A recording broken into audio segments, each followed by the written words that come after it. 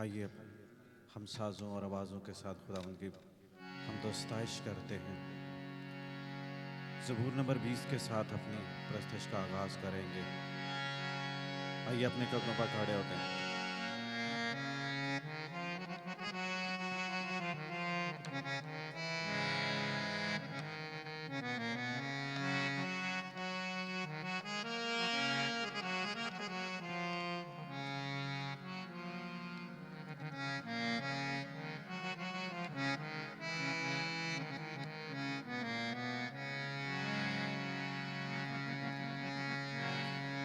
दुखां दे वेले तेरी आवाज़ सुने दुआ,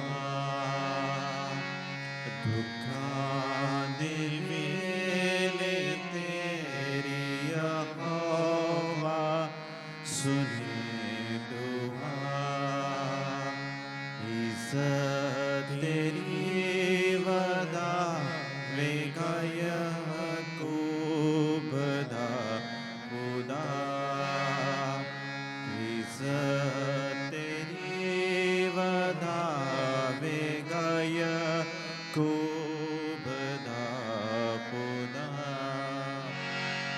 है। कल तो अपनी गले तेरे वास्ते मदद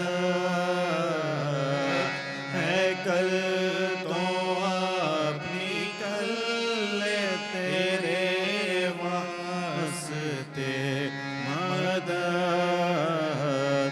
से उन विचों आपे संभाले तेनो सदा, से उन विचों आपे संभाले तेनो सदा। मिलके गाएंगे। कुर्बानी तेरी सारी करे आप ओ कबूल, कुर्बानी तेरी सारी करे आप ओ कबूल, ते नज़रां तेरियां अनुमियो याद करेगा, ते नज़रां तेरियां अनुमियो याद करेगा। बख्शेगा तेनू सब जो तेरे दिल दी है मुराद, बख्शेगा तेनू सब जो तेरे दिल दी है मुराद, पूरा करेगा यो तेरा मतलब जरा जरा, पूरा करेगा यो तेरा मतलब जरा जरा। गावांगे गीत या रब्बा तेरी नजात दे, गावांगे गीत या रब्बा तेरी नजात दे, झंडा करांगे अपने खुदावंद दा खड़ा, झंडा करांगे अपने खुदावंद दा खड़ा। दुर्खासतां ओ तेरियां पूरी करे गाया, दुर्खासतां ओ तेरियां पूरी करे गाया, अपनी जनाबे पाक तो याकूब दाऊदा अपनी जनाब पाक तो याकूब दाऊदा दुखां दे वेले ते यहोवा सुने दुआ इज्जत तेरी बनावे गया खूब खुदा।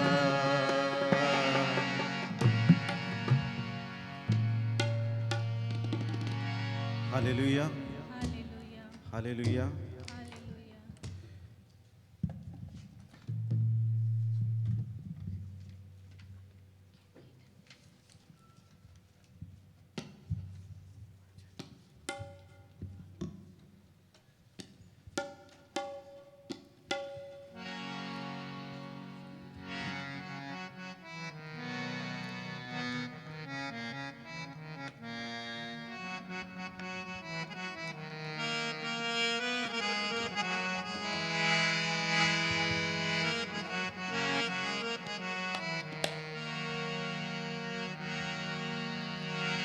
तूने सलीब उठाई मेरी शिफा के लिए, मेरे और आपके लिए खुदा यीशु मसीह ने सलीब उठाई थी। मिलकर बोलेंगे, तूने सलीब उठाई मेरी शिफा के लिए। प्रिय जीसस, कीमती जान लुटाई मेरी बका के लिए। आपको और मुझे इज्जत मिले, मेरा और आपका वकार बढ़े, मैं और आप हम सब खुदा यीशु मसीह के लिए बालक और बेटियां बने, इसलिए उसने अपनी जान का फिदिया दिया। हालेलुया।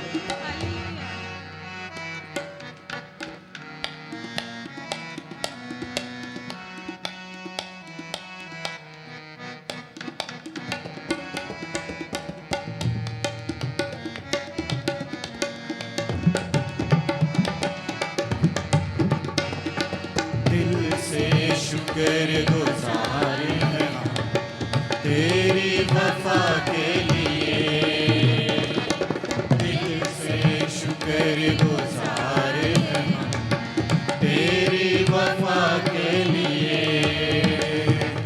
नजरें लेकर आए हैं अपने खुदा के लिए, नजरें अपने खुदा के लिए। यीशु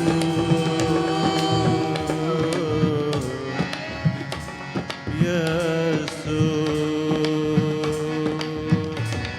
यीशु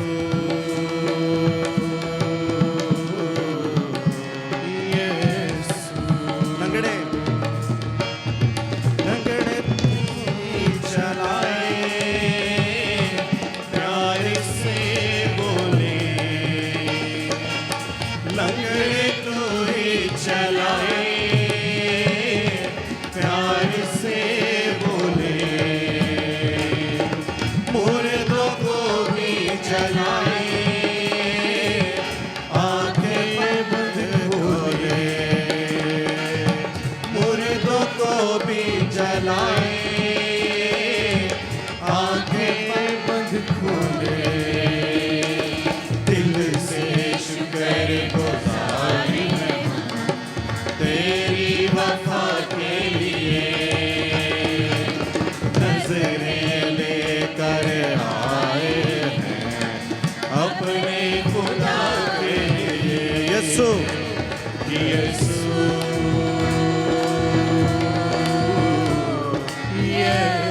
यीशु यीशु यीशु। तूने सलीब उठाई मेरी शिफा के लिए,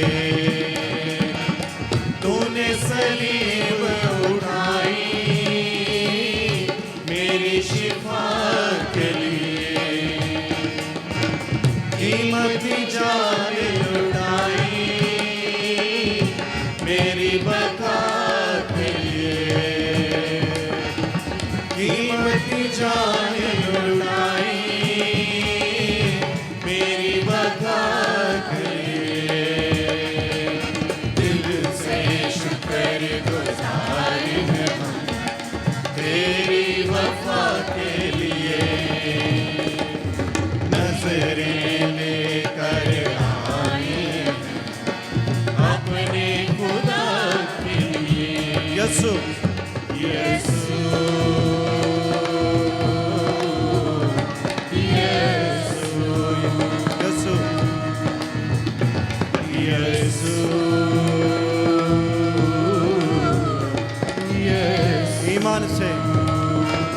ईमान से शिफा को करते हैं कबूल।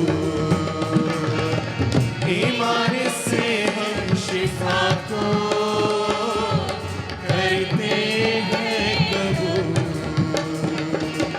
लहू से तेरे यसू ठहरे हैं मकबूल। लहू से तेरे यसू ठहरे हैं मकबूल। दिल से शुक्र गुजार हैं हम तेरी वफा के लिए। नजरें लेकर आए हैं अपने खुदा के लिए। यसू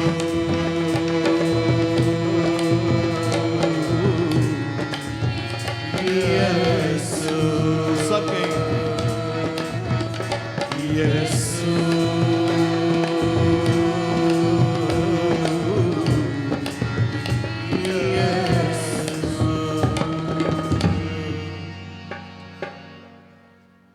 मसीह यीशु के जिंदा जलाली खूबसूरत नाम में आप सबकी सलामती हो। आपकी भी सलाम। हालेलुया। सारे खुश हैं? जी हाँ। खुदा की शुक्रगुजारी करते हैं, अपनी आंखों को बंद करेंगे और दुआ करेंगे। उसकी हजूरी को, उसके मसा को हम मांगेंगे ताकि इस्राएल का खुदा जब उसके लोग उसको पुकारते हैं तो वो उनके दरमियान उतर आता है।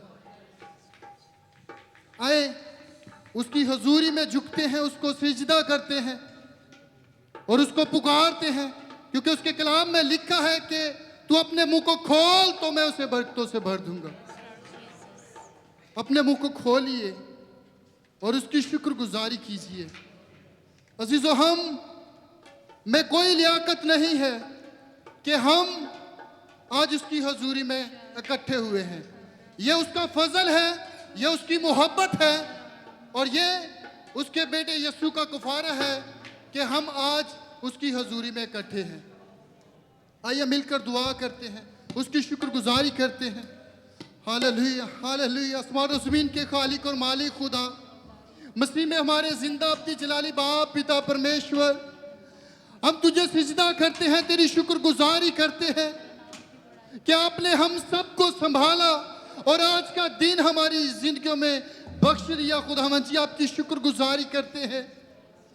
ऐ बाप, तेरे रूह के मसा को, तेरी हजूरी को एक एक जिंदगी के ऊपर कसरत से मांगते हैं। खुदावंद जी, ओ खुदावंद, अपना मसा दीजिए, अपना और रूहुल कुद्स भेजिए जो हमारा मददगार है, जो हमारे आगे आगे चलता है। ओ खुदावंद जी, रहम कीजिए, तरस कीजिए और हमें अपने रूह से भर दीजिए ताकि हम रूह और सच्चाई के साथ आपकी हमदो साइश करें। और खुदावंद, आज हम आपके कलाम से भर के जाएं। खुदावंद जी, आज हम आपके कलाम के वसीला से कसरत की बरकत को लेकर जाएं। आसमानी पिता, ओ खुदावंद जी, पूरी वर्शिप टीम को आपकी हजूरी में पेश करता हूँ। साजों आवाजों के ऊपर खुदावंद आपका मसा, आपका जोर मांगता हूँ। खुदावंद जी, आज कसरत से अपने बंदा को, उसकी सारी टीम को इस्तेमाल करना। खुदावंद जी, तेरे रूह का मसा, तेरे रूह का जोर खुदावंद कसरत से मांगता हूँ। बकाया वक्त को आपके हाथों में देता हूँ। छुएगा, ब्लेस करिएगा, बरकत दीजिएगा मसीह मारे खुदावंद के वसीला से, आमीन। यीशु के जलाल के लिए जोरदार तालियां यीशु के जलाल के लिए। हालेलुया। इसी तरह हम प्रस्तुति में आगे बढ़ेंगे वर्शिप टीम के साथ मिलकर। Praise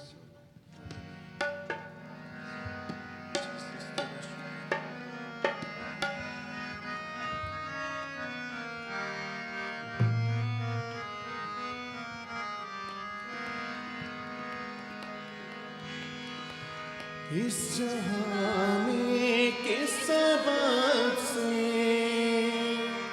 दुख में हम सब पड़े, इस जहां में किस सबब से दुख में हम सब पड़े।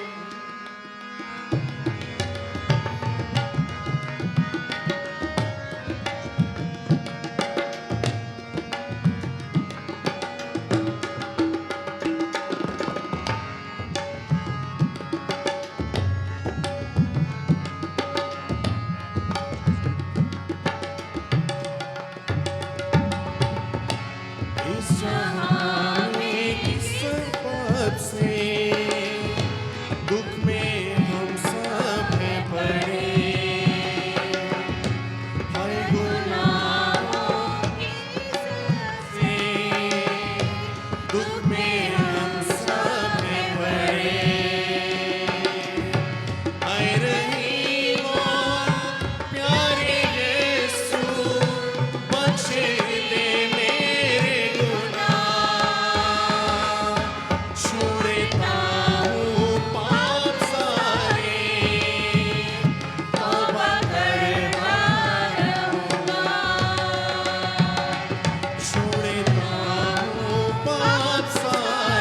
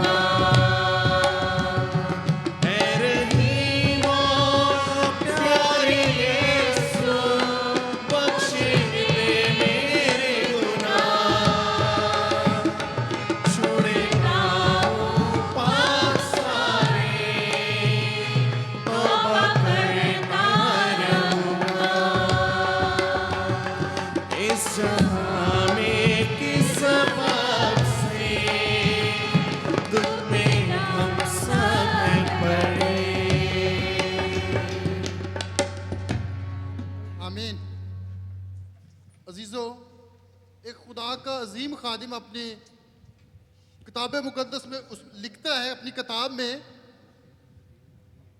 कि वो अपने रूम में बैठा हुआ है और अबलीस जो है उसके पास आके कहता है कि ये देखो, तूने अपनी जिंदगी के अंदर इतने ज्यादा गुनाह किए हुए हैं। उस रूम का कोई भी एक जो स्पेस थी, कोई एक भी खाली जगह ना थी जहां पे अबलीस ने उसके गुनाहों को लिख दिया। तो अबलीस को आगे से खुदा के खादिम ने जवाब दिया कि तू जितनी मर्जी मेरी खताओं को, मेरे गुनाहों को इस जगह के ऊपर लिख दे, लेकिन इन सारे गुनाहों को मिटाने के लिए मेरे खुदावंद यीशु का लहू का एक ही कतरा काफी है। आइए अजीजों, उस बर्रा के लिए और उस बर्रा को हम मिलके आज सिजदा करते हैं, उसकी इस कुर्बानी के लिए कि उसने अपना कीमती लहू बहाकर आज मुझे और आपको खरीद लिया। हम उसको सिजदा करेंगे। आए उसको मिलकर हम सिजदा करेंगे, चंद सेकंड के लिए उसकी शुक्रगुजारी करेंगे। आइए मिलकर उसको सिजदा करें।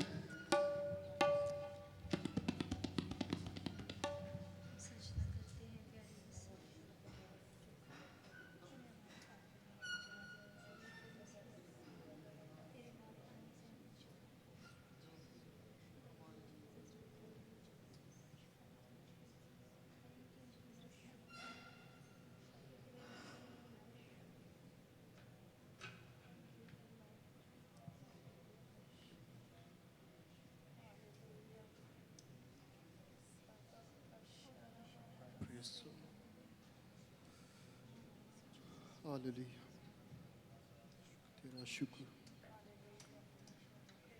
आइए अपने कदमों पे खड़े होंगे, बैठेंगे, अपनी जगह पे तशरीफ रखेंगे। और अब अजीजों, वक्त आन पहुंचा है कि हम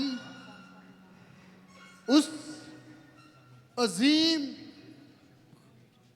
खालिक और मालिक को पहचाने। वैसे तो हमें हर रोज उसके कामों को देखना है, अपनी जिंदगी के अंदर रखना है, लेकिन आज का जो दिन है जिसे हम गुड फ्राइडे भी कहते हैं, आज के दिन खुदावंद यीशु अल मसीह को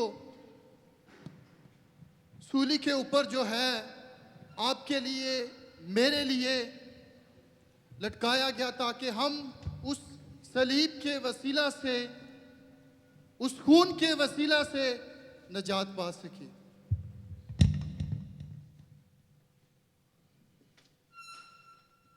आइए अजीजों, आज हम खुदा के कलाम मुकद्दस में से जो खुदा यीशु अल मसीह ने अपनी ज़ुबान मुबारक से कलमात अदा किए, आज हम उनके ऊपर थोड़ी सी तवज्जो करेंगे, गौर करेंगे कि क्या आज भी हम उस कुर्बानी को, उसकी मोहब्बत को अपनी रेगुलर जिंदगी के अंदर जगह देते हैं। आज भी हम उसके कलाम को पहचानते हैं, उन अल्फाज को जो खुदावंद यीशु मसीह ने सलीब के ऊपर अदा किए। तो मैं दावत देता हूं कि पहला कलमा जो माफ़ी का कलमा है, मुकद्दस लूका की अंजील और उसके 23 बाब और 34 आयत। यीशु ने कहा कि ए बाप, इनको माफ़ कर। और ये कलमा खुदा के खादिम एवेंजलिस्ट सैमसन जो है वो बयान करने के लिए आ रहे हैं। ज़ोरदार तालियों के साथ हम खुदा के खादिम को वेलकम करेंगे।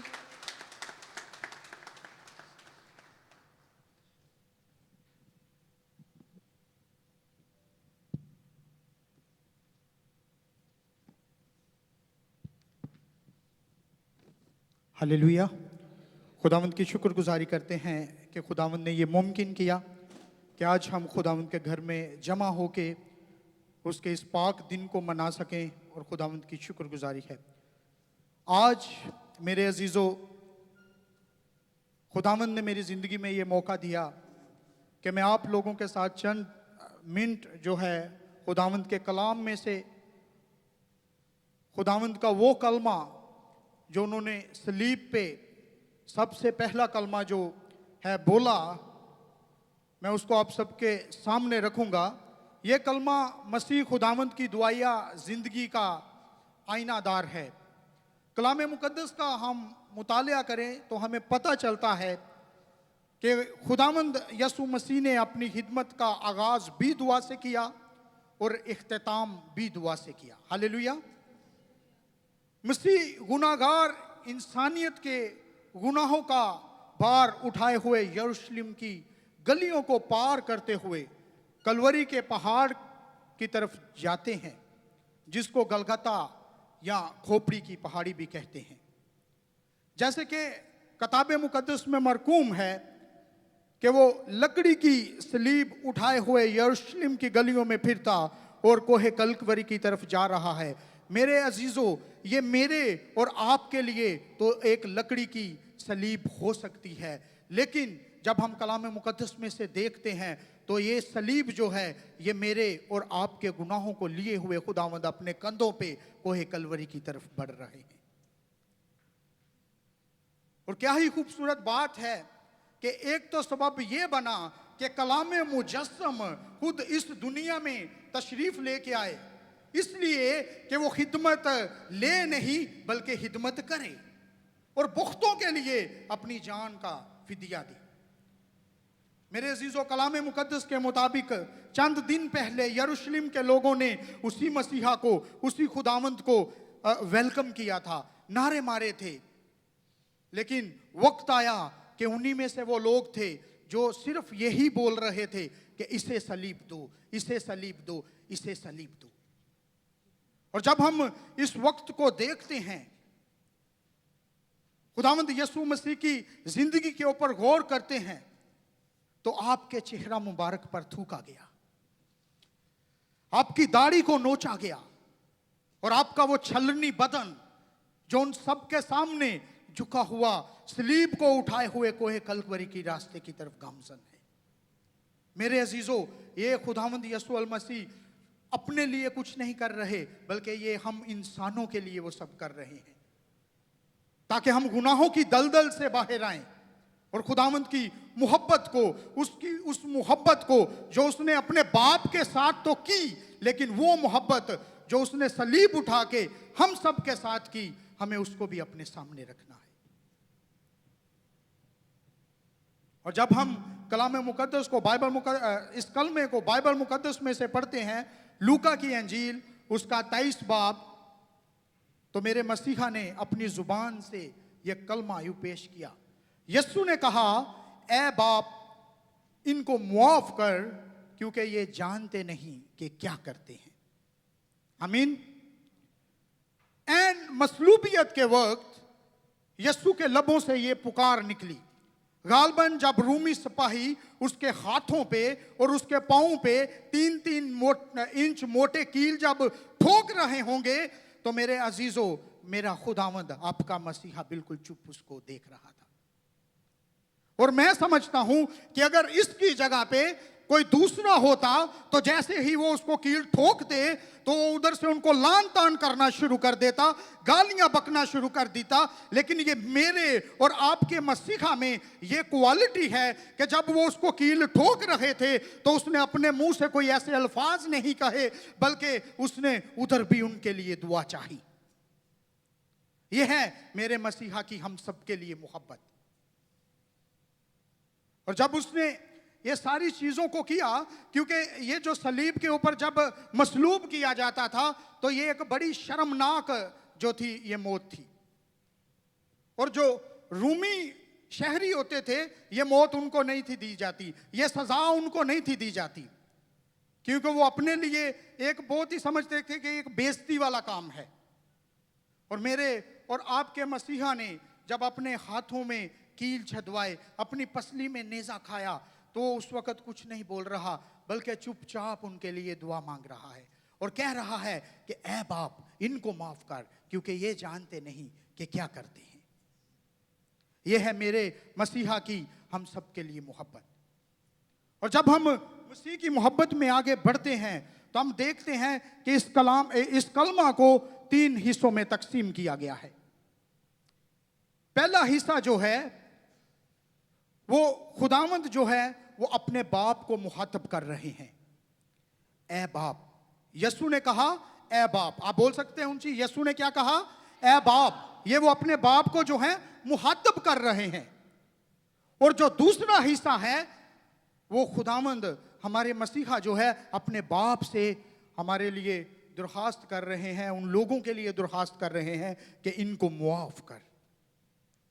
हालेलुया। और तीसरा हिस्सा जो है कि खुदावंद इस बात की दलील कर रहे हैं कि ये जानते नहीं है कि ये क्या कर रहे हैं। और मेरे अजीजों, जब हम इस कलाम को, खुदा के अल्फाज को अपनी जिंदगी में लेते हैं तो हम गौर तरफ बात यह है कि खुदावंद यीशु मसीह ने जब ये कहा ए बाप इन्हें माफ कर, ये अल्फाज बहुत गौर तरफ बात है। क्योंकि खुदावंद यीशु मसीह ने अपनी जिंदगी में बिशारत के दौरान मसीह ने कभी ऐसे अल्फाज नहीं कहे थे। क्योंकि मेरे और आपके मसीहा को गुनाह मुआफ करने का इख्तियार था। और जब भी कोई बदकार उनके सामने आता तो वो उसके गुनाह मुआफ कर देते, अपने इख्तियार को इस्तेमाल करते हुए। क्योंकि जब खुदावंद के सामने यीशु ने एक मफलूस से कहा खातिर जमा रख, तेरे गुनाह मुआफ हुए। और जब एक बदचलन औरत खुदावंद के सामने आई तो खुदावंद ने कहा तेरे गुनाह मुआफ हुए। हैरान कुन बात यह है कि सलीब पर उसने कहा ए बाप इनको मुआफ कर, क्योंकि ये नहीं जानते कि क्या करते हैं। यहूदियों के अकीदा के मुताबिक गुनाह की मुआफी का इख्तियार सिर्फ खुदावंद को है। और मेरे अजीजों, जब हम इस कलमा के ऊपर गौर करते हैं तो इसके अंदर बहुत से भेद छुपे हैं। और हम इस हकीकत से इनकार नहीं कि मसीह खुदा है, लेकिन इस शख्सियत में 2 जातों का इत्तेहाद है। वो कामिल इंसान भी है और कामिल खुदा भी है।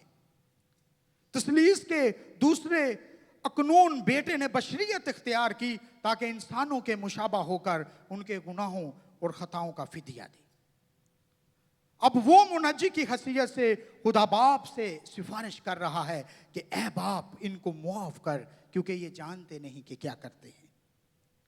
लेकिन मेरे अजीजों, वो लोग जो उधर खड़े थे, बहुत से लोगों ने उसका मजाक उड़ाया कि तू तो मसीह है, तू भी बच जा, तू नीचे आ, तू तो सब। लेकिन मेरे मसीहा ने हम सब के लिए एक ऐसा काम किया कि हम सब गुनाह में वापस ना पड़े, और उसने हमारे गुनाहों की खातिर सलीब पे जान दी। और जब हम अपनी जिंदगी के अंदर हर रोज गुनाह करते हैं तो हम बार बार उसको सलीब पे चढ़ाते हैं। क्योंकि कलाम में लिखा है कि ए बाप इनको मुआफ कर, क्योंकि ये जानते नहीं कि क्या करते हैं। आप में से कितने लोग हैं ये जानते नहीं हैं कि हम क्या कर रहे हैं? हाँ जी, है कोई जो नहीं जानते कि हम क्या कर रहे हैं? मेरे जीजो, हम सब जानते हैं। और अगर हम सब जानते हुए भी अगर गुनाह करते हैं तो मतलब यह है कि हम हर रोज खुदावंद यीशु को सलीब चढ़ाते हैं। और हमें इस चीज को समझने की जरूरत है कि जब मेरा और आपका मसीहा सलीब पे हम सब की माफी के लिए, उन लोगों की माफी के लिए दरखास्त कर रहा है, तो हमें इस चीज को समझना है कि हमें बार बार गुनाह नहीं करना है, जिसकी वजह से हम रोज बरोज अपने मसीह को सलीब पे ना चढ़ाएं। और हमें खुदावंद यीशु मसीह की जिंदगी को अपनी जिंदगी में यह नमूना लेना है और उसकी माफी के उस कलमात को अपनी जिंदगी में सामने रखने हैं कि जब हम में से जितने मसीही हैं, जब वो इस चीज को, माफी के कलमात को अपने जहन में रख लेंगे, तो मैं समझता हूं कि ये उनकी जिंदगी में बहुत ही बड़ी बात है कि जब लोग उनके साथ कुछ बुरा करेंगे तो उनके अंदर ये सलाहियत होगी कि वो उनको मुआफ करने की कुव्वत रखेंगे। क्यों? कि मसीह की उस कुर्बानी को याद रखते हुए। और अगर आपके अंदर मसीह की वो मोहब्बत, वो कुर्बानी नहीं है, तो कोई अगर आपके साथ कुछ भी बोले तो आप उसके बदले में चुप नहीं होते, बल्कि दो उसको ऊपर से सुनाते हैं।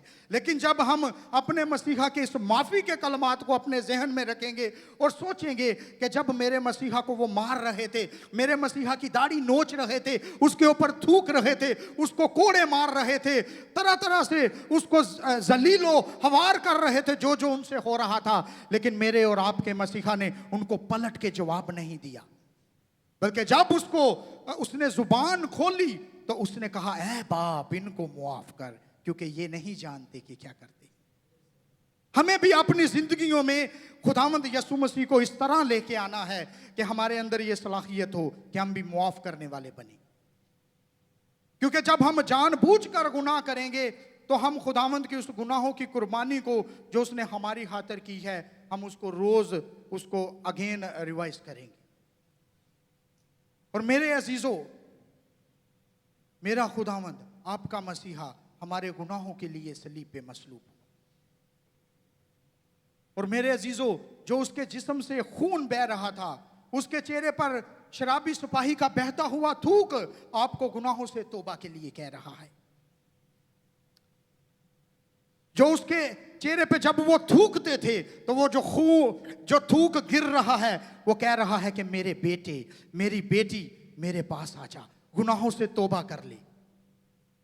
वो खून जो उसके जिस्म से बह रहा है, वो हमारे गुनाहों की माफी के लिए है। वो आज भी हाथ फैलाए खड़ा है और कहता है, मेरे बेटे, मेरी बेटी वापस लौट आ। लेकिन हमें समझने की जरूरत है कि हमें उसकी तरफ लौटना है या उसका इनकार करना है।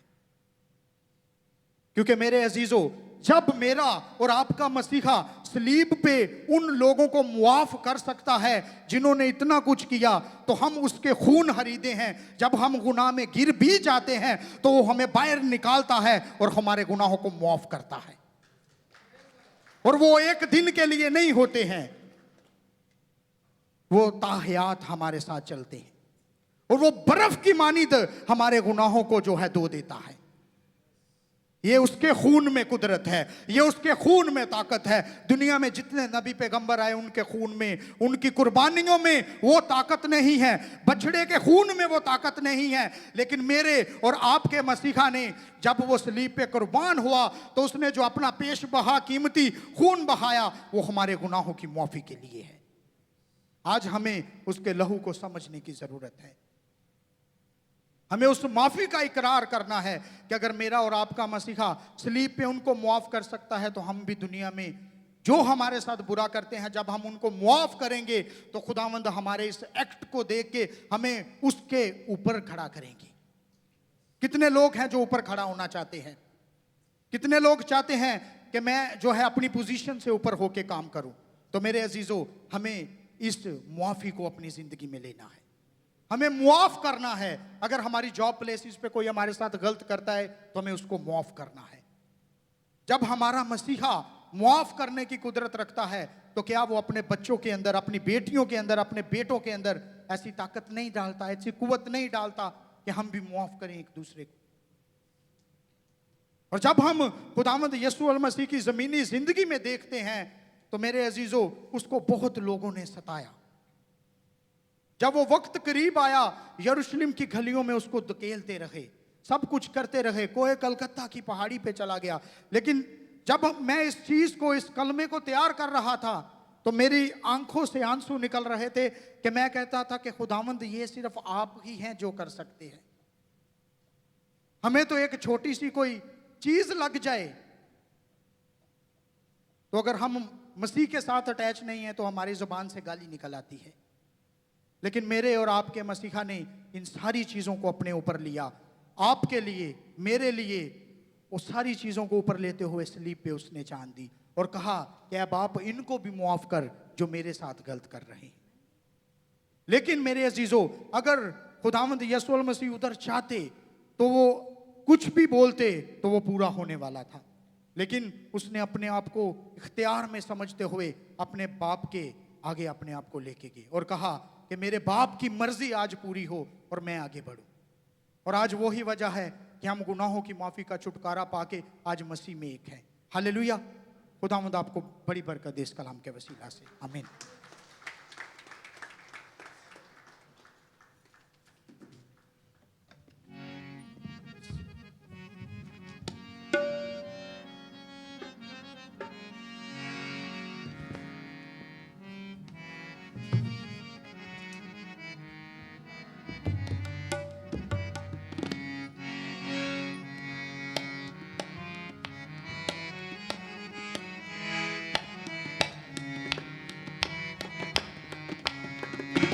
कलवरी दे सहारे पापी बचदे ने सारे, कलवरी दे सहारे पापी बचदे ने सारे, रोते सूली ते चढ़िया दुख डागा है जरिया, रोते सूली ते चढ़िया दुख डागा है जरिया, मुल साड़ा तो भरिया देखे खून प्यारे, मुल साड़ा तो भरिया देखे खून प्यारे।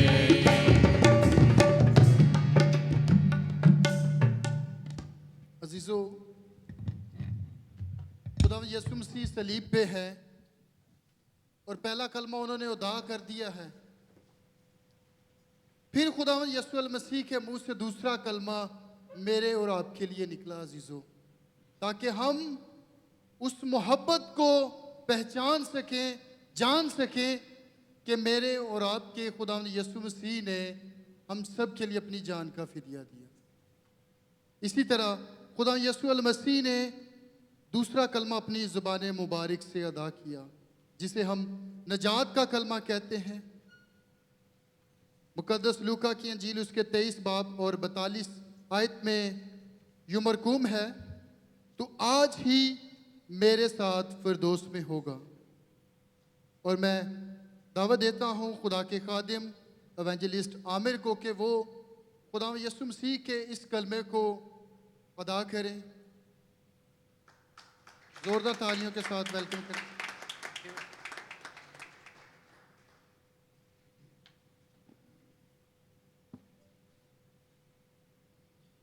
हालेलुया। मसीह यीशु में आप सबकी सलामती हो। मैं खुदावंद रब्बुल फ़ाज का नहायत शुक्रगुजार हूँ। उसके बाद चर्च लीडरशिप का, जिन्होंने मुझे इस लायक समझा कि मैं खूबसूरत खुदावंद के दूसरे कलमे के बारे में आपसे बातें शेयर कर सकूँ। इस कलमे के बारे में अगर बोला जाए तो हम घंटों घंटों के हिसाब से बोल सकते हैं। क्यों? क्योंकि कलमा यीशु नासरी का जो दुनियावी मकसद था उससे मुतल्लिक है, जो कि है निजात।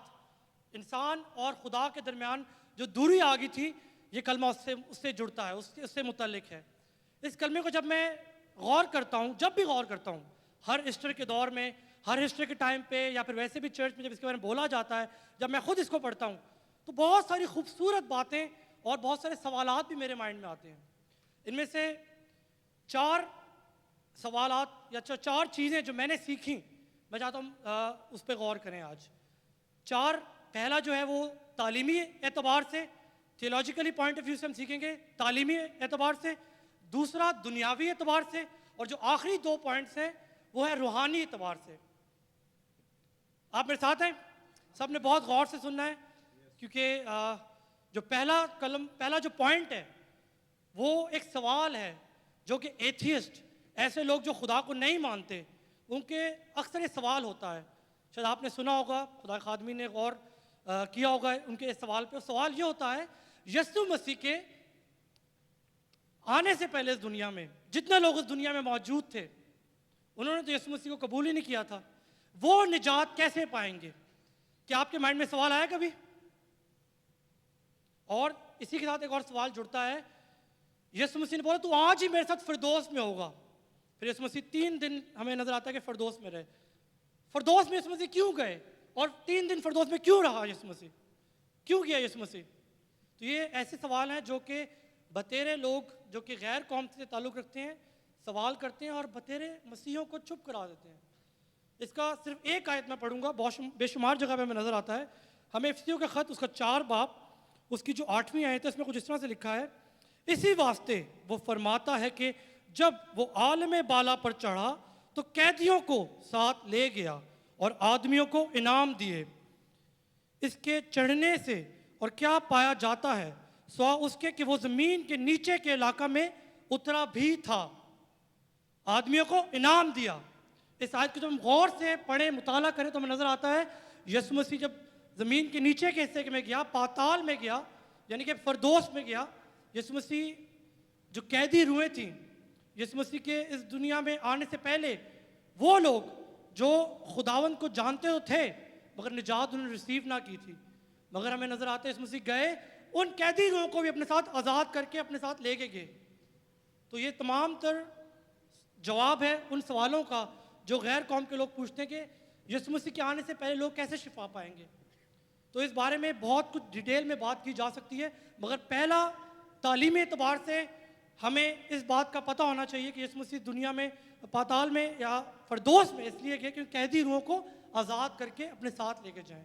हमें और भी हवाले मिलते हैं कलाम मुक़द्दस में से जहाँ पे हमें सीखने को मिलता है कि यीशु मसीह पाताल में, खुसूसी तौर पे पाताल में नहीं, फरदोस में, गलती से मेरे मुंह से बाबा पाताल निकल रहा है, पाताल और फरदोस दो अलग अलग जगहें हैं। हमें लाजरस और अमीर आदमी का जो वाक़या नज़र आता है उसमें नज़र आता है अमीर आदमी कहाँ पे था, जलती हुई आग में, और वो अजियत में था, वो है पाताल। और जो लाजरस था वो कहाँ पे था, इब्राहिम की गोद में, वो जगह कौन सी है, वो है फरदोस। तो यीशु मसीह फरदोस में उतरे ताकि कैदी रूहों को आज़ाद करके अपने साथ आलम वाला में लेके जाएं। तो ये था पहला तालीमी एतबार से। दूसरा पॉइंट दुनियावी एतबार से, मेरी ज़िंदगी में जब कोई मुसीबत होती है या तकलीफ़ होती है या तंगी होती है तो अक्सर ओबेशतर मैं या अक्सर आप में से भी लोग देखा होगा क्या करते हैं, हम गुस्सा करते हैं, हम लड़ाई करते हैं, हम झगड़ते हैं, हमारा असली चेहरा नज़र आ जाता है। कई दफ़ा तो होता है कि हम अपनों के साथ ही लड़ाई झगड़ा शुरू कर देते हैं, कई दफ़ा हम चर्च जाना छोड़ देते हैं। मगर यीशु मसीह के अगर इस कलमे पे आप गौर करें, यीशु मसीह, पास्टर हेनरी ने बड़ा खूबसूरत हमें कलाम सुनाया था, कितनी अजियत सही, अजियत सहने के बावजूद हमें नज़र आ रहा है यीशु मसीह दूसरों का ख्याल कर रहे हैं, माफ़ कर रहे हैं, और इस डाकू को निजात का जो है ना वो पैगाम सुना रहे हैं, उसको बोलो तू मेरे साथ आज ही फरदोस में होगा। तो जो दुनियावी एतबार से हमें सीखने का चीज़ मिलती है ना वो ये कि आपकी ज़िंदगी में मुसीबत चाहे जितनी मर्ज़ी क्यों ना हो, तंगी चाहे जितनी मर्ज़ी क्यों ना हो, आपने जो मसीह के एतबार से सीखा है कि दूसरों की मदद करनी है, वो मदद करना छोड़नी नहीं है। चाहे वो आपको कारोबार के तौर पे या जिस्मानी तौर पे कोई मुसीबत है या किसी और तरीके से तंगी तौर पे, माली तौर पे आप तंगी से गुजर रहे हैं, मगर ये बात याद रखिए, यीशु मसीह ने हमें बात सिखाई सलीब पर भी कि अपने हालात में जैसे मर्जी आप हों दूसरों की मदद करना नहीं छोड़नी हमने।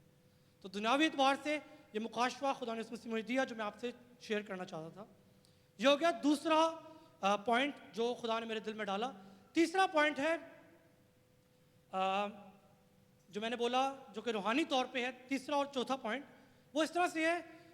पास्टर हेनरी ने भी अपने कलाम में एक दफ़ा ये वाक़या शेयर किया था। खुदा के खादिम से किसी ने सवाल पूछा कि जी मैं बपतिस्मा कब लूँ, तो खुदा खादिम ने बोला अपने मरने से एक दिन पहले जो है तुम बपतिस्मा ले लेना जी।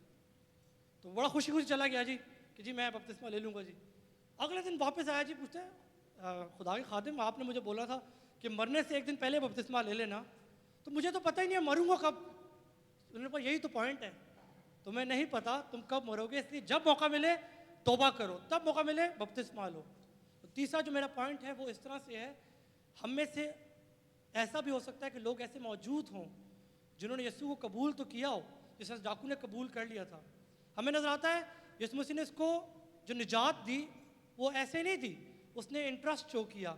उसने बोला कि जब तू अपनी बादशाही में वापस आए तो मुझे याद करना, और यीशु मसीह ने उसकी इस बात को एक्नॉलेज किया और उसको निजात दी।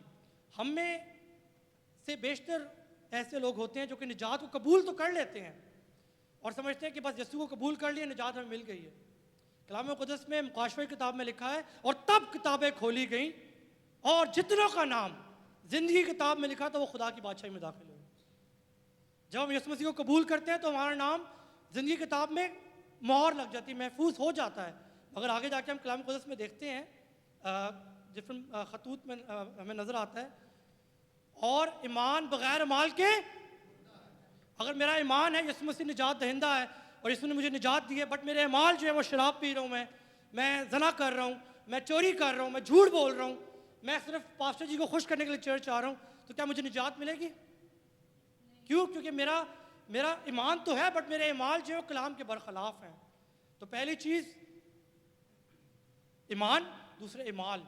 डाकू अगर इस दुनिया में रहता ना, किसी के बच जाता, उसको जी बोलते जी चल इसको उतरा दो, इसको जो है वो शिफा दो और इसको डॉक्टर के पास लेके जाओ, तो फिर डाकू पे ये ज़रूरी होता, लाजिम होता कि डाकू को मसीह के मुताबिक ज़िंदगी गुजारनी है, मसीह के अहकाम के मुताबिक।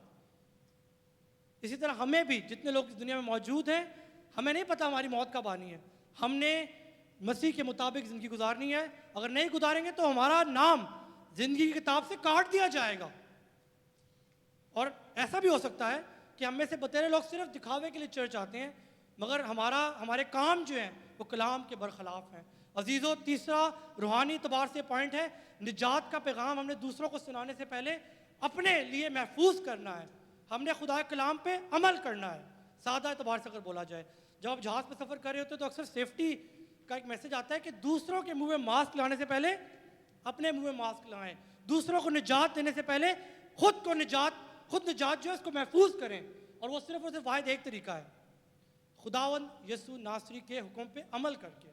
खुदा मसीह ने यूहन्ना की इंजील में हमें देखने में, जो अगर तुम मुझसे प्यार करते हो तो मेरे हुक्मों पे अमल करो। तुम मुझे क्यों खुदा खुदा बोलते हो कि मेरे हुक्मों पे अमल ही नहीं करते तुम? तो मेरे अजीज़ों, मेरे भाइयों बहनों, खुदा के खादमीन, तीसरा पॉइंट, हमने अपनी जो निजात है उसको महफूज रखना है। खुदा के कलाम में हमने ना दाएं मुड़ना है ना बाएं मुड़ना है, खुदा के कलाम के मुताबिक चलते रहना है।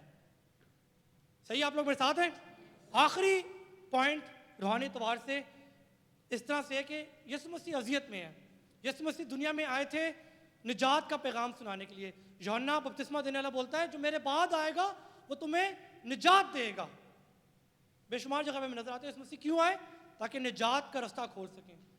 यीशु मसीह अपनी ज़िंदगी के आखिरी एतबार से ज़िंदगी के आखिरी लम्हात गुजार रहे हैं, तब भी उन्होंने उस अपॉर्चुनिटी को मिस नहीं किया।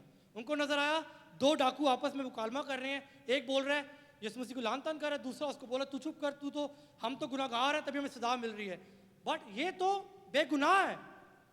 यीशु मसीह ने उस मौके को भी हाथ से ज़ाया नहीं जाने दिया, उसको फ़ायदे में लिया और निजात का पैगाम सुना दिया। हम में से कितने हैं जब मौका मिलता है, जब किसी बीमार को देखते हैं, जब किसी गुनाहगार को देखते हैं, उसके लिए दुआ करते हैं? हम में से कितने हैं? हम कहते हैं मेरा गर्ज नहीं, सिर्फ पास्टर जी का काम है, ये मुबशिर का काम है।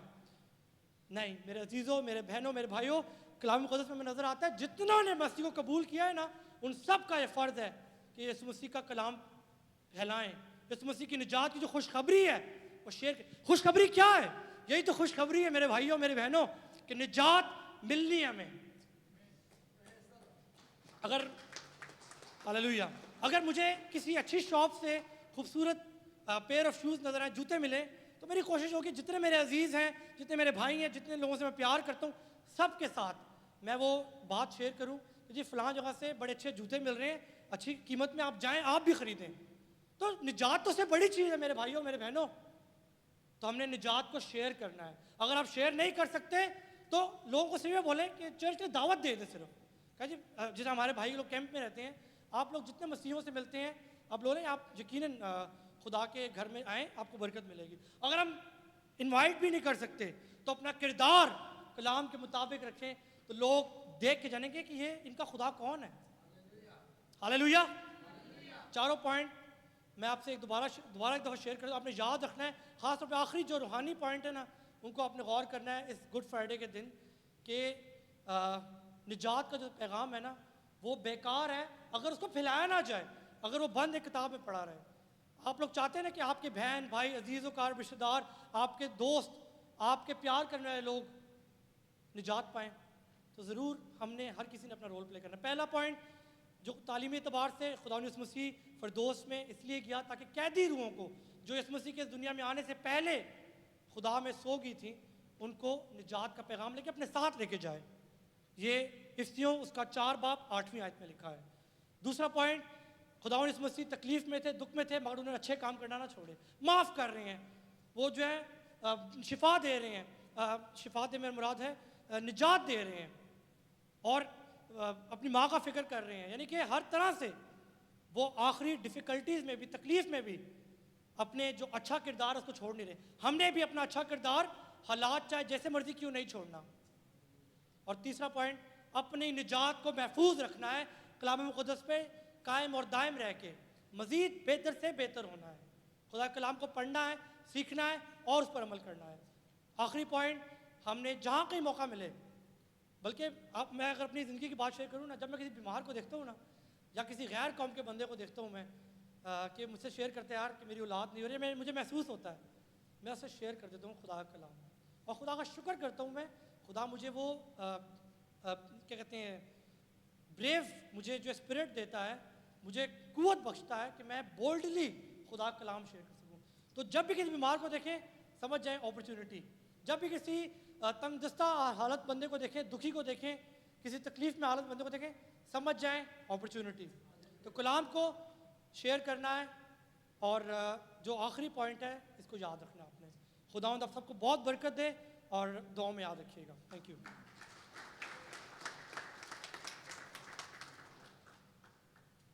बहुत ही खूबसूरत खुदा का कलाम, खुदा का कलाम जो हर एक चीज़ को जो है इंसान की जुदा कर देता है। इंसान की ज़िंदगी के अंदर अगर बुराइयां हैं, गुनाह हैं, तो वो भी खुदा का कलाम जो है दूर कर देता है। हालेलुया। तेरा खून प्यारा बनके वक्त पे आधारा, तेरा खून प्यारा बनके वक्त पे आधारा, होया साड़ा कफारा, ढके पाप हमारे, होया साड़ा कफारा, ढके पाप हमारे। अजीज़ों, खुदा यीशु अल मसीह सलीब पर है तो उनकी ज़ुबान मुबारक से दुख, तकलीफ और इतने उसके बदन के ऊपर ज़ख्म हैं, उसको छेदा गया है, लेकिन वो फिर भी मेरे और आपके लिए अपनी मोहब्बत का इजहार कर रहे हैं। इसी तरह खुदा यीशु मसीह के मुंह से तीसरा कलमा निकला जो कि मोहब्बत का कलमा है। यूहन्ना की अंजील उसका 19 बाब और 26 और 27 आयत, ए औरत देख तेरा बेटा ये है, देख तेरी माँ ये है। इस कलमे को बयान करने के लिए खुदा की खादमा sister Samiya, evangelist sister Samiya आएंगी और खुदा के कलाम को हम सब के साथ शेयर करेंगी। ज़ोरदार तालियों के साथ वेलकम करेंगे सिस्टर जी को।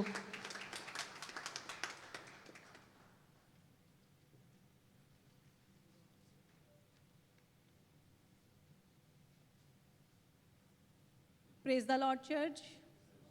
आज हम 7 कलमात के ऊपर गौर कर रहे हैं। ये 7 कलमात बहुत ज़्यादा अहमियत क्यों रखते हैं? क्योंकि जब कोई मरने के करीब होता है और वो कुछ कहता है तो वो चीज़ें बहुत अहमियत रखती हैं। उनके वो बेशक अल्फाज कम होते हैं लेकिन उसकी मीनिंग्स बहुत ज़्यादा होते हैं। आज का तीसरा कलमा है यूहन्ना की इंजील उसका 19 बाब उसकी 26-27 आयत। एक दफ़ा फिर से मैं पढ़ूंगी, आप गौर कीजिएगा।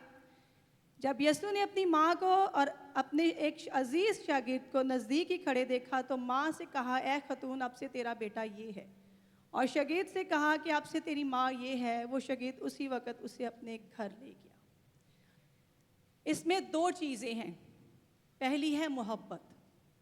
अगर आप गौर करें तो ये सारा काम जो निजात का शुरू हुआ, ये कुर्बानी, कुफारा, हर चीज़, खुदावंद यीशु मसीह ने इतने कोड़े खाए, इतना दुख सहा, ये किस लिए शुरू हुआ? क्योंकि कलाम में लिखा है कि खुदा ने दुनिया से ऐसी मोहब्बत रखी कि उसने अपना इकलौता बेटा बख्श दिया। खुदा ने हमसे मोहब्बत रखी, इसीलिए उसने अपना इकलौता बेटा बख्श दिया, ताकि जो कोई उस पर ईमान लाए हलाक ना हो बल्कि हमेशा की ज़िंदगी पाए। अगर आप ये देखें, अगर हम दुनियावी चीज़ों में देखते हैं मोहब्बत, हमारे पेरेंट्स, बहन भाई, हमारे बच्चे, हमारा हम सफ़र, सब मोहब्बत करते हैं, लेकिन क्या ये मोहब्बत उस मोहब्बत को क्रॉस कर सकती है जो खुदा हमसे रखता है? क्योंकि ये सब रिश्ते शायद दिन में 10 दफ़ा हमारा दिल तोड़ते हैं, लेकिन खुदा बाप हमारा दिल नहीं तोड़ता, बल्कि हम पता नहीं कितनी दफ़ा खुदा का दिल तोड़ते हैं। वो सब हरकतें करके जो कि उसे नहीं पसंद, और हम जानते हैं कि उसे ये हरकत नहीं पसंद, फिर भी हम करते हैं, और फिर भी वो हमें माफ़ करते हैं और हमें प्यार करते हैं। ये है मोहब्बत का लेवल। अगर हमारे बच्चे हम उनसे मोहब्बत रखते हैं, लेकिन वो कोई चीज़ ऐसी करते हैं जो हमें नहीं पसंद, तो हमें गुस्सा आता है। लेकिन क्या खुदा को हम पे गुस्सा नहीं आता होगा? लेकिन उनकी मोहब्बत का लेवल बहुत हाई है। हर मोहब्बत के साथ एक जिम्मेदारी जुड़ी होती है। अगर आप सोचते हैं कि मैं अपने माँ बाप से, अपने बहन भाई से मोहब्बत करता हूँ, तो आपके ऊपर एक जिम्मेदारी आ जाती है कि आपने ये करना है। जब आप किसी से मोहब्बत नहीं करते तो आप नहीं सोचते कि आपके ऊपर कोई जिम्मेदारी है। अगर आप अपने पेरेंट्स से मोहब्बत नहीं करते, आपको नहीं लगता कि कोई जिम्मेदारी है। अगर आप अपने अजीज़ों से मोहब्बत नहीं करते, अपने चर्च से मोहब्बत नहीं करते, तो आपके ऊपर कोई जिम्मेदारी नहीं है। हर मोहब्बत के पीछे एक रिस्पॉन्सिबिलिटी है। आपको उस रिस्पॉन्सिबिलिटी को जानना है और वो आपको पूरी करनी है। इसमें हम देखते हैं कि खुदावंद यीशु मसीह के कितने शागिर्द थे? 12 शागिर्द थे, जिसमें से एक ने, यहूदा इस्करियोती ने उनको पकड़वाया। 11 रह गए, 11 में से एक उनकी सलीब के पास है, बाकी के 10 कहाँ हैं? क्या वो जब खुदावंद यीशु मसीह सब मौजज़े करते थे, सब काम करते थे, वो नहीं थे वहाँ पे? क्या उन्होंने खुदावंद यीशु मसीह के साथ खाया पिया नहीं, उठे बैठे नहीं? क्या वो खुदावंद यीशु मसीह के साथ नहीं थे? हालांकि पतरस एक बहुत जोशीला शागिर्द था, वो कहाँ है? कहाँ है वो शागिर्द? सिर्फ एक शागिर्द, क्योंकि वो खुदावंद यीशु मसीह को प्यार करता था और खुदावंद यीशु मसीह भी उससे प्यार करते थे। और सलीब के पास उनकी माँ थी।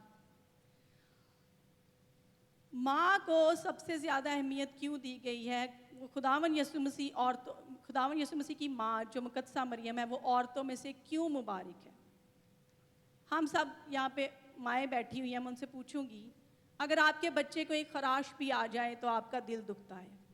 ये एक ऐसी अजीम माँ थी कि जिसके बच्चे का सारी स्किन उतर चुकी थी, सारे ऑर्गन्स नज़र आ रहे थे, कांटों का ताज था, खून ही खून था, लेकिन वो अपने बेटे के पाँव में खड़ी हुई थी। क्या ऐसी माँ का जज्बा हो सकता है?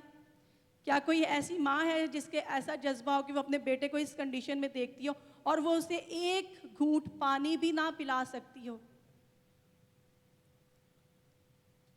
ये मुकद्दसा मरियम का प्यार था खुदावंद के साथ। और खुदावंद ने जब सलीब पे अपने शागिर्द और अपनी माँ को देखा, तो उनके दिल में बेशक खुदावंद यीशु मसीह का पैदा होना खुदा बाप से था, उनका एक और प्रोसीजर था, लेकिन जो दुनिया में आने का था वो वैसा ही था जैसे एक बच्चा जन्म लेता है।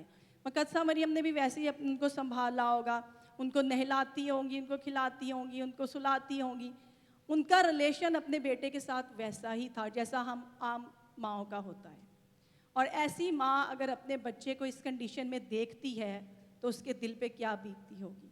खुदावंद यीशु मसीह ने सलीब पे जब वो दुख देखा तो उन्होंने अपनी माँ के दुख को थोड़ा कम करने के लिए उनको ये तसल्ली दी कि आ औरत, अब से तेरा बेटा ये है। और शागिर्द भी जो उनसे बहुत प्यार करता था उसको भी ये रिस्पॉन्सिबिलिटी दी कि अब से तेरी माँ ये है। जैसे कि मैंने बोला कि हर मोहब्बत के पीछे एक जिम्मेदारी होती है। ये लोग मरते दम तक खुदावंद यीशु मसीह के साथ थे। आज मैं आपसे पूछना चाहती हूँ कि आप लोग खुदावंद यीशु मसीह का साथ देंगे या आप वो बाकी 10 की तरह भाग जाएंगे? आप सब आज गुड फ्राइडे के दिन यहाँ पे इकट्ठे हुए हैं। आप जानते हैं खुदावंद यीशु मसीह कौन है, आप ये भी जानते होंगे कि खुदा बाप कौन है, लेकिन क्या कभी आपने खुदा बाप की अहमियत पे, खुदा बाप की तरफ गौर किया है कि वो कौन है? वो रब्बुल फ़ाज है, उसने कभी कोई जंग नहीं हारी। वो इसराइल का खुदा है, वो इब्राहिम, इसहाक और याकूब का खुदा है, वो सेना का यहोवा है, वो सच्चा खुदा है, वो कादर मुतलिक है, वो आमीन है, वो था है, वो आने वाला है। उस जैसा ना कोई था, ना है, ना होगा। वही खुदा सच्चा खुदा है आज जिसके बेटे के लिए हम यहाँ पे हाजिर हैं। आपको उस खुदा की अहमियत को जानना है और आपको वक्त पे उस जगह पे होना है जहाँ पे खुदावन आपको रिस्पॉन्सिबिलिटी दे सके। क्या आप रिस्पॉन्सिबिलिटी लेने के लिए तैयार हैं? आप कह सकते हैं कि आज आप अपने दिल में वादा करें कि मैं खुदा से प्यार करता हूँ और मैं ये जिम्मेदारी लेना चाहता हूँ। पास्टर जी, मैं बहुत अच्छा, मेरी आवाज़ बहुत अच्छी है, क्या मैं क्वायर में आ सकता हूँ? पास्टर जी, मैं चर्च में पहले आके तो चेयर्स लगा सकता हूँ। आप आएँ, आप जिम्मेदारी लें। मेरे पास आज पैसे ज़्यादा हैं, क्या मैं चर्च का एक दिन का रेंट दे सकता हूँ? प्लीज़ अपनी अहमियत को जानें। आपके पास बहुत कुछ है करने के लिए, कोई लाखों करोड़ों की ज़रूरत नहीं, कोई बहुत बड़ी चीज़ नहीं मांगेगी। जो जितना आप कर सकते हैं आप उतना करें, यही बहुत है खुदावन की। मैं आपसे आज रिक्वेस्ट करती हूँ कि मेरे सब बहन भाई अपने दिल में एक अहद करें कि हम खुदा को प्यार करते हैं। आप खुदा की अहमियत को जान चुके हैं। लोगों के माबूद उनके बच्चों का खून मांगते हैं। आज भी लोग अपने बच्चों की कुर्बानियां दे रहे हैं माबूदों के सामने।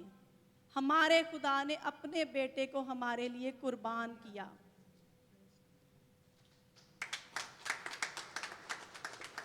क्योंकि वो हमसे प्यार करते हैं। खुदारा उसके प्यार को समझे, उसके प्यार को जाने और उसकी अहमियत को समझे। एक शख्स था, उसने 15 साल रियाजत की, ये सच्ची कहानी है। उसने कहा मैंने देखना है कि कौन है सच्चा खुदा। वो किसी गार में गया, उसने बैठा, उसने बड़ी कोशिश की, लेकिन आखिर 15 साल गुजरने के बाद उसके साथ खुदा ने कांटेक्ट किया।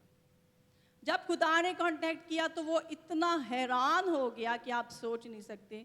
कि उसने कहा कि मसीही जानते हैं कि सच्चा खुदा कौन है, जो इस दुनिया का खालिक और मालिक है, जिसने हम सबको बनाया।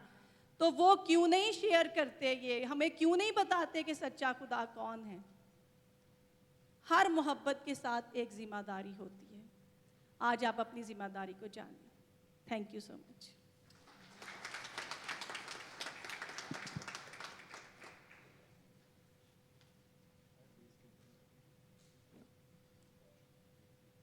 अजीज़ों, मोहब्बत ये नहीं है कि जो हम खुदा से मोहब्बत करते हैं। मोहब्बत वो है जो उसने हमारे साथ की है कि उसने अपना इकलौता बेटा यीशु हमारे लिए बख्श दिया।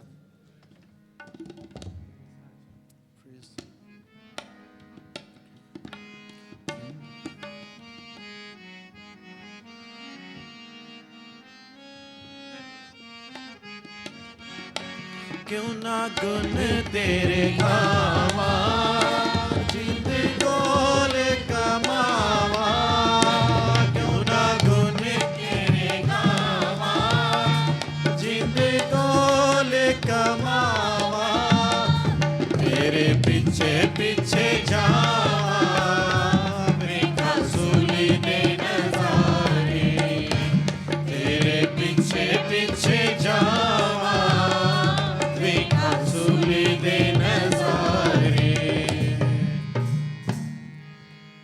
अजीज़ों, कलवरी का ये सफ़र और सलीब के ऊपर मसीह खुदावंद का जाना और हम सब से मोहब्बत का इजहार, नजात का इजहार, माफ़ी, तो ये सारी चीज़ों होने के बाद फिर खुदावंद यीशु अल मसीह ने चौथा कलमा जो है वो अदा किया। जो खुदा बाप का यीशु मसीह को इस दुनिया में भेजने का मकसद था कि वो अपने लोगों के लिए अपनी जान का फिदिया दे, कफारा दे और खुदा बाप के साथ हम सब का मिलाप हो जाए। तो खुदा यीशु मसीह ने चौथा कलमा अदा किया, जिसे हम कफ़ारे का कलमा कहते हैं। मुकद्दस मत्ती रसूल की लिखी गई पाक अंजील उसका 27 बाब और 46 आयत, मुकद्दस मरकस की अंजील उसका 15 बाब और उसकी 34 आयत। खुदा यीशु मसीह ने अपने ज़ुबान मुबारक से चौथा कलमा इस तरह अदा किया, ऐ मेरे खुदा तूने मुझे क्यों छोड़ दिया। इस कलमे को बयान करने के लिए मैं दावत देता हूँ खुदा के खादिम एवेंजलिस्ट रसल को कि वो आकर खुदा के कलाम को बयान करें। ज़ोरदार तालियों में हम बुलाएंगे।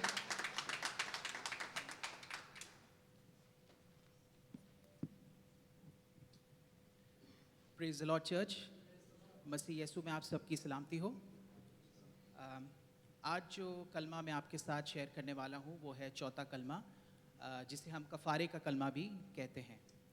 ये कलमा हमें दोनों अनाजील में मिलता है, जैसे कि इवेंजलिस्ट ने कहा, मरकस की अंजील और मत्ती की अंजील। मगर मैं आपके साथ मत्ती की अंजील में से इस कलमे को बयान करूँगा। तो मेरे साथ निकालिए, खुदा के कलाम में से हम पढ़ेंगे मत्ती की अंजील उसका 27वां बाब 46 to 47 आयत। और तीसरे पहर के करीब यीशु ने बड़ी आवाज़ से चिल्ला कर कहा, एली एली लमा शबख्तनी, जिसके मायने हैं, ए मेरे खुदा तूने मुझे क्यों छोड़ दिया। आमीन। मेरे अजीज़ों, इस कलमे पर हम थोड़ी देर के लिए गौर करेंगे और देखेंगे और महसूस करेंगे कि खुदा यीशु मसीह किस तकलीफ़ दे सिचुएशन से गुज़र रहे हैं।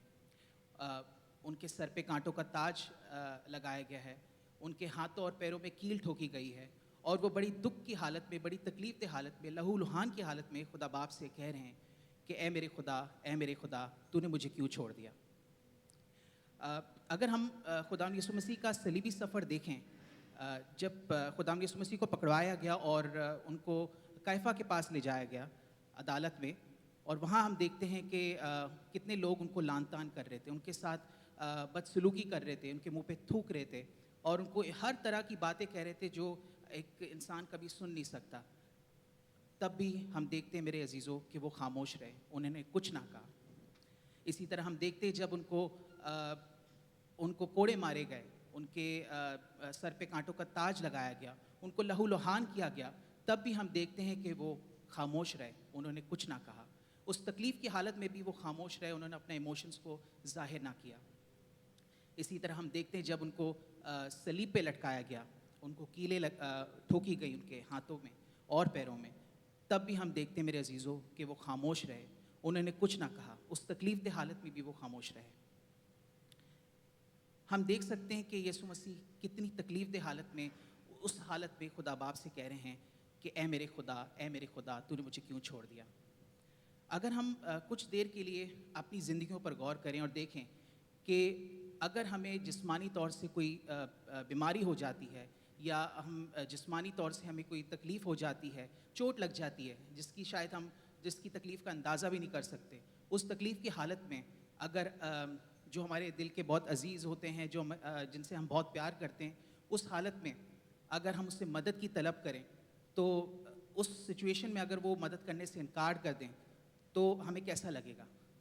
ठीक इसी तरह हम देख सकते हैं मेरे अजीज़ों, इसी तरह सिचुएशन में कि यीशु मसीह का प्यार और उनका कनेक्शन खुदा बाप के साथ हमें यहाँ नज़र आता है। वो प्यार, वो मोहब्बत नज़र आता है। दूसरी चीज़ ये है कि कभी हमने सोचा है कि क्या खुदा यीशु मसीह ने ये सवाल क्यों किया? क्या बाप ने उन्हें वाकई छोड़ दिया था? क्या उनसे कोई गुनाह हुआ, या उनसे कोई बदगोई हुई, या उन्होंने किसी से फरेब किया, या किसी को कत्ल किया? हरगिज़ नहीं। तो फिर क्यों यीशु मसीह खुदा से चिल्ला के कह रहे हैं कि ए मेरे खुदा तूने मुझे क्यों छोड़ दिया? मेरे चीज़ों, अगर हम इस पॉइंट का दूसरा पहलू भी देखें तो हमें नज़र आता है कि यीशु मसीह खुदा से ए बाप करके मुखातिब होने के बजाय ए मेरे खुदा करके मुखातिब हो रहे हैं। तो जैसे कि हम पहले कलमे में ही देखते हैं, जैसे भाई सैमसन ने बड़ी खूबसूरती के साथ बयान किया, जो माफ़ी का कलमा है, जिसमें खुदा यीशु मसीह बाप से कह रहे हैं कि ए बाप इन्हें माफ़ कर, क्योंकि ये नहीं जानते कि ये क्या कर रहे हैं। अगर हम गतसमनी के बाग का वाक़या भी देखें तो वहाँ पे भी हमें नज़र आता है कि खुदा यीशु मसीह बड़े आजिज़ होके खुदा बाप से दुआ करते हुए नज़र आ रहे हैं, और उस दुख की हालत में वो कह रहे हैं कि ए बाप, अगर हो सके तो ये प्याला मुझसे टल जाए। अगर हम यीशु मसीह की 3.5 साल खिदमत को भी देखें, ज़मीनी खिदमत को भी देखें, तो वहाँ पे भी हमें नज़र आता है कि जब जब वो लोगों से कलाम करते थे या उनसे बात करते थे तो हमेशा खुदा बाप को उन पर ज़ाहिर करते थे।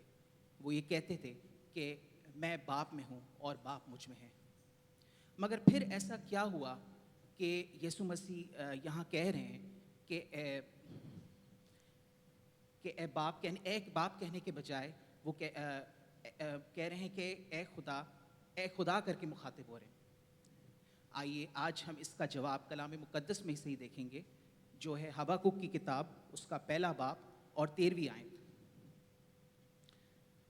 तेरी आंखें ऐसी पाक हैं कि तू बदी को देख नहीं सकता और कजर फतरी पर निगाह नहीं कर सकता। इसका इंग्लिश में मैं भी ट्रांसलेट करूंगा। Your eyes are too pure to look on evil, you can not tolerate wrong doings. मेरे अजीज़ों, उस वक्त खुदा यीशु मसीह के ऊपर पूरी दुनिया जहान के बोझ था, मेरे और आपके गुनाहों का बोझ था, और तारीकी इन्होंने चारों तरफ से घेर रखा था, जिसकी वजह से हम देखते हैं कि बाप का और बेटे का वक्ती रूहानी राब्ता वक्ती तौर पे मुंतका हो गया था, क्योंकि बाप गुनाह को देख नहीं सकता। मेरे अजीज़ों, वो अपने बेटे की अपने इकलौते बेटे की सफरिंग को देख नहीं सकता, जो उस वक्त वो सलीब पर मेरे और आपके लिए दे रहा था। ये खुदा के कहर का वो प्याला था जो यीशु मसीह ने पूरी दुनिया जहान के लिए उस दिन सलीब पर पिया। मेरे अजीज़ों, जो गुनाह ना था वो मेरे और आपकी खातिर गुनाह बन गया। वो रूहानी और जिस्मानी तौर से पाक था, मगर उसने जिस्मानी तौर से वो हौलनाक सज़ा को सही जो शायद कभी मेरे और आपके लिए थी, ताकि मैं और आप जिस्मानी तौर से उस सज़ा से आज़ाद हो सकें और रूहानी तौर से हमारा रिश्ता खुदा बाप के साथ यीशु मसीह के वसीले से कायम रह सके। मेरे अजीज़ों, एक चीज़ बहुत क्लियर है कि खुदा यीशु मसीह का कफ़ारा सिर्फ चाहे वो माजी के गुनाह हों, हाल के हों या मुस्तकबिल के हों। मेरे अजीज़ों, यीशु मसीह ने एक ही बार हमारे लिए गुनाहों का कफ़ारा दे दिया है, अगर सिर्फ हम उस पर ईमान रखें, उसके हुक्मों पर अमल करें। रोमियो का ख़त, उसका 3 बाब 25 से 26 आयत में लिखा है, उससे खुदा ने उसके खून के बायस एक ऐसा कफ़ारा ठहराया जो ईमान लाने से फ़ायदामंद हो, और जो गुनाह पेशतर हो चुके थे और जिनसे खुदा ने तामील करके तनहा दी थी, उनके बारे में वो अपनी राजबाजी जाहिर करे। इसी के साथ एक और हवाला हम देखेंगे, पहला पतरस, उसका 3 बाब और 18वीं आयत। इसलिए कि मसीह ने भी, यानी राजबाज ने, नाराज़गियों के लिए गुनाह के बायस एक बड़ा दुख उठाया, ताकि हमको खुदा के पास पहुंचाए। आमीन। मेरे बहन भाइयों, आज हम सब खुदा बाप से एक नया अहद करें कि यीशु मसीह के उस अजीम कफ़ारे को हम कभी ना भूलें। अगर हम किसी तौर से भी गुनाह की आजमाइश में पड़े हैं, तो फौरी तौर पे हम यीशु के कफ़ारे को याद करें, उसकी सलीब की तरफ नज़र करके देखें कि उसने कितनी बड़ी कीमत हमारे लिए अदा करी है, और ताकि हम जानें कि वो कफ़ारे की कीमत हमारे लिए कितनी मायने रखती है। ना सिर्फ देखें बल्कि जानें कि खुदावंद यीशु ने मेरे और आपके लिए कितनी बड़ी कीमत अदा करी है, कि खुदा ने इस जहां से ऐसी इतनी मोहब्बत करी कि अपना एक लौता बेटा मेरे और आपके गुनाहों के लिए कुर्बान कर दिया, ताकि हमारा रिश्ता खुदा बाप के साथ हमेशा कायम रह सके। मेरे अजीज़ों, खुदा यीशु मसीह को अगर हम क्रॉस पे इंसानी नज़रिए से देखते हैं तो लगेगा कि एक बदतरीन और तकलीफ़देह तौर से एक इंसान गुज़र रहा है, मगर हम खुदा के नज़रिए से देखें, खुदा के बेटे के रूप में देखें, तो नज़र आएगा कि वो बदतरीन नहीं बल्कि बेहतरीन काम है जो वो पूरी दुनिया के लिए और पूरी इंसानियत के लिए कर रहा है। मेरे अजीज़ों, वो पैदा हुआ ताकि वो हमारे लिए जान दे सके और उसका उस दुनिया में आने का एक ही मकसद था कि सलीब पर जान देना। इसलिए मेरे अजीज़ों, पहला करंथियों उसका पहला बाब और 18वीं आयत में हम देखते हैं, क्योंकि सलीब का पैगाम हलाक होने वालों के नज़दीक तो बेवकूफ़ी है, मगर हम निजात पाने वालों के नज़दीक खुदा की कुदरत है। मेरे अजीज़ों, आइए हम इस कुदरत को अपनी ज़िंदगी से जाने ना दें और खुदा की कफ़ारे की कीमत को जानें। हम गुड फ्राइडे हर साल मनाते हैं, आज भी हम गुड फ्राइडे मनाते हैं और हर जगह इबादतें होती हैं, मगर ये गुड फ्राइडे हमारे लिए गुड तब होगा जब हम उसकी कफ़ारे की कीमत को पहचानेंगे, उसकी अहमियत को पहचानेंगे, ताकि हम जब जब उसकी सलीब को देखें और जब जब हमारी ज़िंदगी में हम कुछ गलत करने वाले हों तो हम उसकी सलीब की तरफ नज़र करके देखें कि उसने हमारे लिए कितनी बड़ी कीमत अदा करी है और उसके कफ़ारे की कीमत को हम कभी ना भूलें। क्योंकि इसकी मोहब्बत सलीब पर सुर्ख हो गई, मेरे गुनाह बर्फ़ की मानंद सफ़ेद हो गए। आमीन। खुदावन मुझे और आप सबको इस कलमे के वसीले से बरकत बख्शे। आमीन।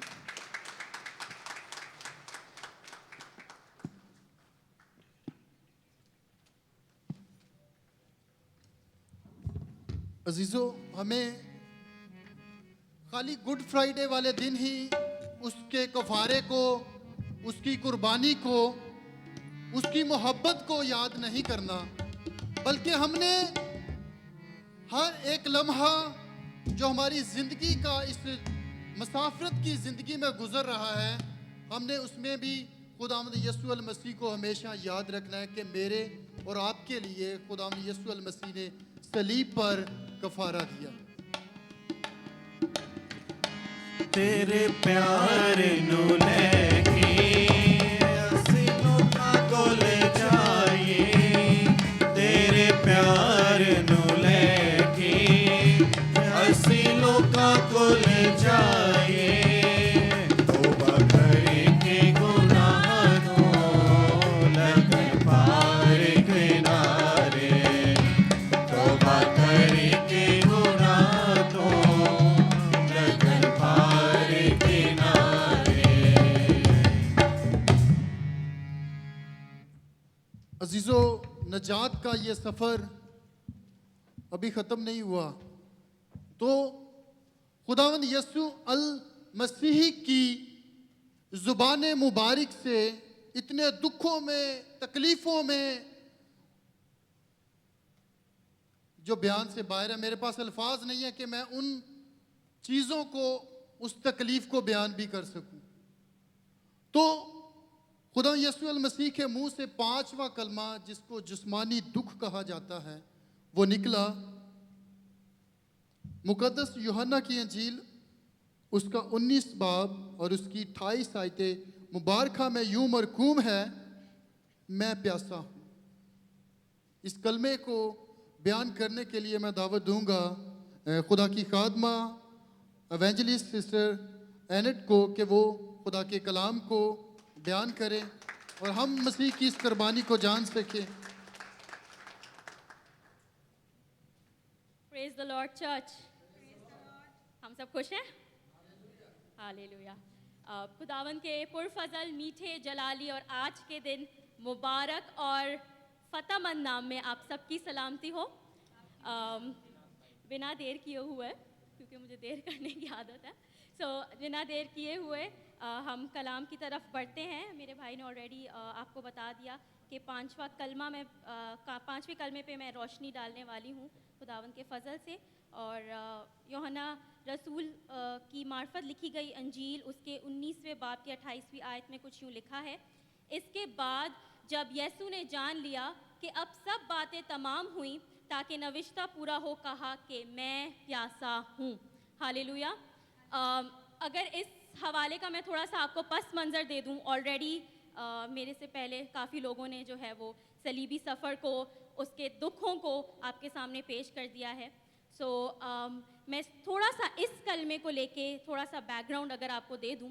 इस कलमे के दौरान तकरीबन यीशु को सलीब पर लटके हुए 6 घंटे हो चुके हैं और हाथों पैरों में उसके कील हैं, उसके हाथ कुछ यूं करके हैं और सिंस वो इस तरह की हालत में है तो जो ब्लड वेसल्स हैं उसमें से खून, जब आपको पता है जब हम एक जगह पे हमारी बॉडी का कोई भी हिस्सा जो है वो रेस्ट कर रहा होता है, तो खून की गर्दिश हमारे जिस्म में जो है वो प्रॉपर नहीं हो रही होती है, जिसकी वजह से हो सकता है, बल्कि आई एम सर्टेन कि खुदावंद के जिस्म में बहुत ज़्यादा क्लॉट्स भी बन रहे होंगे, ब्लड क्लॉटिंग हो रही होगी खुदावंद को, और इस वजह से खुदावंद का खून जो है वो उनकी शरियानों में पूरी तरह से जो है वो सर्कुलेट नहीं कर रहा।